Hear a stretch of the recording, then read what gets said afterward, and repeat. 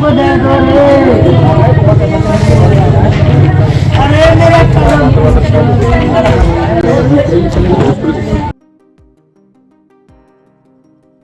राजधानी दिल्ली के मंगोलपुरी में आज सुबह जो दृश्य सामने आना वो भयावह था, डराने वाला था, आप ये कह सकते हैं।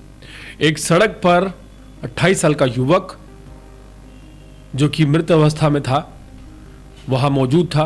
पुलिस तफ्तीश कर रही थी और परिजन रो रहे थे। बाहरी दिल्ली का मंगोलपुरी, नाम वही, गलियां वही, ब्लॉक वही, बस हर कुछ दिनों में बदल जाता है तो सिर्फ ब्लॉक का अक्षर, कभी जे ब्लॉक, कभी एन ब्लॉक, कभी के ब्लॉक, कभी वाई ब्लॉक, लेकिन कहानी वही रहती है। चाकू, खून और एक लाश। सवाल यह नहीं कि हत्या हुई, सवाल यह है कि क्या मंगोलपुरी में कानून का राज है या अपराधियों का नया साल शुरू होते ही तांडव शुरू हो चुका है।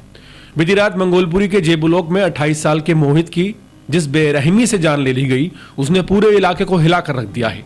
रात करीब 3 बजे जब स्थानीय निवासी गहरी नींद में सो रहे थे, कुछ बदमाशों ने मोहित को घेर लिया, चाकू निकाले और फिर एक के बाद एक ताबड़तोड़ वार कर दिए गए। बताया जाता है कि मोहित बुरी तरह घायल हो चुका था, फिर भी उसने हार नहीं मानी।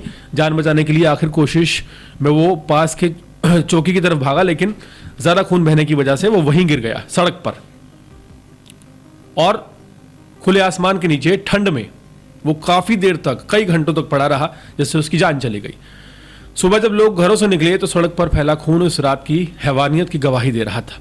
इलाके में दहशत पूरी तरह फैल चुकी थी। लोग एक दूसरे से यही सवाल पूछ रहे हैं कि फिर से क्यों ये घटना मंगोलपुरी में हुई है।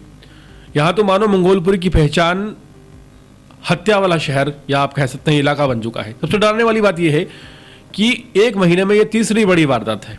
कुछ दिन पहले एन ब्लॉक में आकाश नाम के युवक की सरेआम जान ले ली गई थी। उस मामले का सीसीटीवी फुटेज वायरल हुआ था, जिसमें साफ दिख रहा था कि कैसे 4-5 लड़के एक युवक को घेर कर चाकुओं से गोदते हैं और घर से निकाल कर मारते हैं।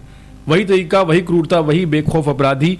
फर्क सिर्फ इतना कि इस बार ब्लॉक बदल गया है और नाम बदल गया है। पीड़ित आकाश था, आज मोहित हो गया है। मोहित के परिवार के लिए यह सिर्फ एक खबर नहीं, जिंदगी भर का जख्म है।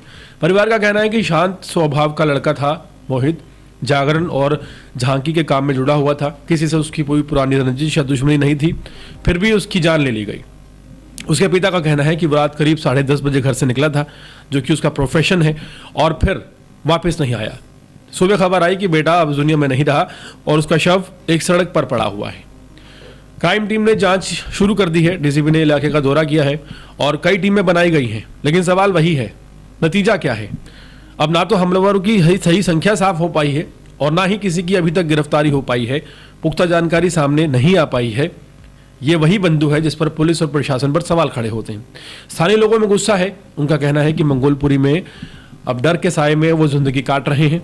बच्चों को बाहर भेजने में डर लगता है, महिलाएं असुरक्षित महसूस करती हैं और बुजुर्ग घर से निकलने से पहले लाख बार सोचते हैं। लोगों का आरोप है कि अपराधियों को कानून का कोई डर ही नहीं है। पुलिस नाम की चीज से ये लोग नहीं डरते, इन्हें फर्क नहीं पड़ता। मंगोलपुरी में लगता है जैसे ब्लॉक बदलते रहते हैं, लेकिन वारदातें नहीं बदलती।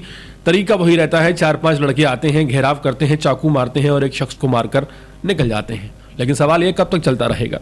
क्या मंगोलपुरी में कानून का राज वापस लौट पाएगा या फिर अपराधियों का ये खूनी खेल जारी रहेगा? मोहित की हत्या सिर्फ एक अपराध नहीं, बल्कि सिस्टम के सामने एक बड़ा सवाल खड़ा करती है, जिसका जवाब अब सरकार को खोजना होगा कि नए साल में पहले महीने में अगर 2-3 वारदातें ऐसी हो जाती हैं तो सवाल यह है कि आखिर कानून और प्रशासन मंगोलपुरी से गायब क्यों है?